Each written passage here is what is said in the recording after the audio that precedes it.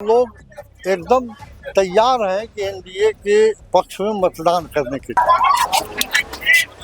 NDA के पक्ष में जो भी मतदाता हैं वो लोग 11 तारीख को बेहिचक होकर अपना आशीर्वाद अपने मत के द्वारा हमको देंगे। अपोजिशन के पास कोई मुद्दा नहीं है तो सिर्फ अनर्गल अलाप लोग करते हैं और मुख्यमंत्री जी सब जगह घूम के प्रचार कर रहे हैं, ख्याति प्राप्त किए हैं, विदेशों में और देश का विकास किए हैं।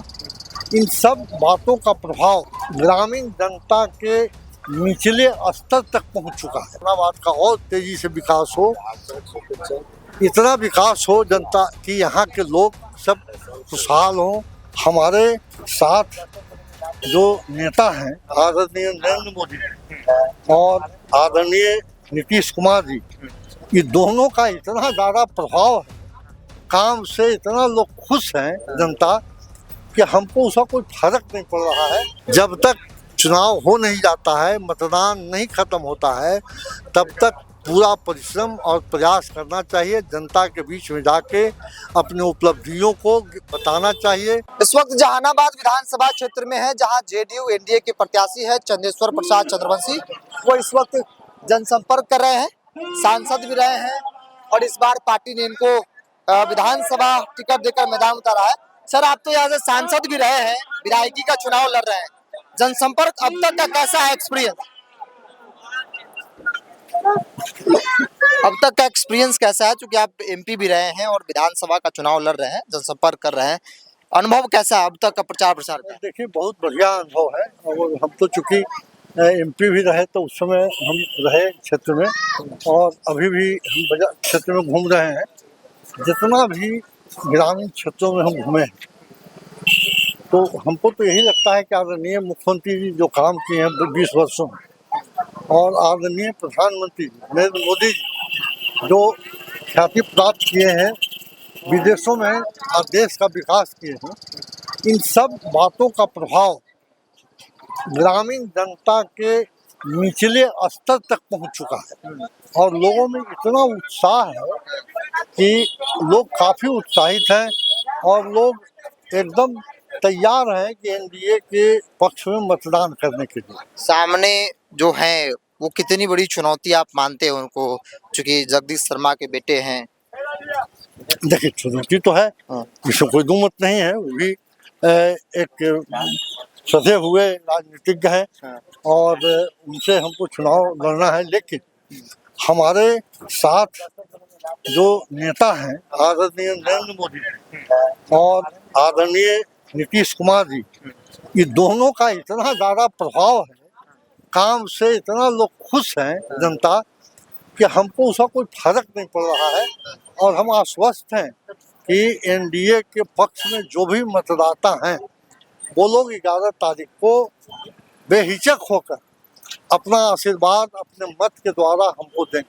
आपने कहा कि नीतीश कुमार का काम ग्राउंड पर बोल रहा है, तेजस्वी जी ये बार बार कहते हैं कि वो थक चुके हैं, रिटायरमेंट का वक्त आ गया है, क्योंकि आप बहुत करीब से जानते हैं सब चीज़ों को। नीतीश कुमार का सेहत हो, उनकी मानसिक स्थिति हो, या फिर जिस प्रकार से वो प्रचार प्रसार भी कर रहे हैं, एकदम फिट हैं वो, कहीं कोई बात नहीं है। अपोजिशन के पास कोई मुद्दा नहीं है तो सिर्फ अनर्गल अलाप लोग करते हैं और मुख्यमंत्री जी सब जगह घूम के प्रचार कर रहे हैं और उनका इतना प्रभाव है काम किए। वो बोलते हैं कि सत्ता भोग के लिए नहीं होता है, सत्ता समाज के जनता के सेवा के लिए होता है और जनता के विकास के लिए होता है। 15 वर्ष उनके भी परिवार को मिला था मौका, लेकिन वो नहीं कर सके इस तरह का काम, जिसके लिए उनको कठिनाई हो रही है।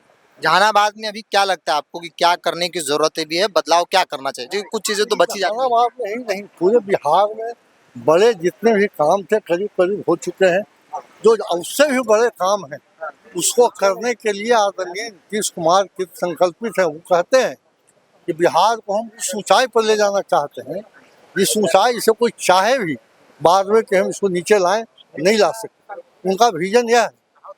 कल कारखाना एक बड़ा मुद्दा है, जो बंद पड़ी फैक्ट्रियां हैं, यहाँ भी है। बता रहे हैं यही विजन है उनका कि अब दोनों जगह सेंट्रल में भी या बिहार में भी डबल इंजन की सरकार है, नीतीश कुमार अभी सत्ता में आएंगे तो बोले हैं पहले ही कि हम 1000 युवकों को रोजगार और एम्प्लॉयमेंट देंगे। तो यह विजन है उनका कि हम यहाँ कल कारखाना खुलेगा, लोगों को एम्प्लॉयमेंट मिलेगा और सारी इंफ्रास्ट्रक्चर डेवलप होगा। आप जानते हैं कि आदरणीय प्रधानमंत्री जी यहाँ स्किल्ड यूनिवर्सिटी खोल दी। तो ये सब क्या है, ये हम आग्रह करेंगे आप लोगों से कि आप लोग इन चीज़ों की जानकारी ग्रामीण जनता को भी दीजिए। कितना आश्वस्त है जीत को लेकर? देखिए, कोई भी उम्मीदवार को यह नहीं सोचना चाहिए कि हम जीत रहे हैं। जब तक चुनाव हो नहीं जाता है, मतदान नहीं खत्म होता है, तब तक पूरा परिश्रम और प्रयास करना चाहिए। जनता के बीच में जाके अपनी उपलब्धियों को बताना चाहिए। और हमारे पास तो इतना मुद्दा है कि जिसका हिसाब नहीं है। पूरा काम ही काम मुख्यमंत्री जी के हैं। बिजली 24 घंटा यहाँ मिल रहा है, अस्पताल में इलाज हो रहा है, स्कूल में पढ़ाई हो रही है, रोड का जाल बिछ गया है, आदमी अमन चैन से घर में सो रहा है। पहले क्या था 2005 के पहले? इन सब चीज़ों से मरहूम था बिहार का लोग, और जहानाबाद तो जल रहा था। आज यह बात का लोग जिक्र करते हैं, गांव में जाते हैं हम लोग। इसलिए हम चाहते हैं कि जहानाबाद का और तेजी से विकास हो, इतना विकास हो जनता कि यहाँ के लोग सब खुशहाल हों। किसी के क्षेत्र में भी पूरा काम हो जिससे कृषक यहाँ के खुशहाल हों। यही मेरा मुद्दा है। वे जहानाबाद से एनडीए के टिकट पर चुनाव लड़ रहे हैं और चूंकि सांसद भी रहे हैं तो जाहिर तौर पर जो उन्होंने काम किया वो भी एक मुद्दा है। नीतीश कुमार ने जो काम किया उसकी भी एक अपनी ग्राउंड पर कह सकते हैं कि महिलाओं को लेकर जो 10,000 रुपया दिया या फिर बिजली 125 यूनिट फ्री की बात कही उन्होंने, जो लोगों को मिल रहा है लाभ सीधे तौर पर, तो उसका भी एक अपना असर है। और उनका मानना है कि जब सरकार बनेगी तो एक जो सबसे बड़ा मुद्दा है कि वह जो बंद पड़ी फैक्ट्रियां हैं, जो कल कारखाने बंद हो गए पूर्व में, उसे चालू कराया जाए। और बिहार अब सड़क, बिजली, बेसिक चीज़ों से काफ़ी आगे बढ़ चुका है।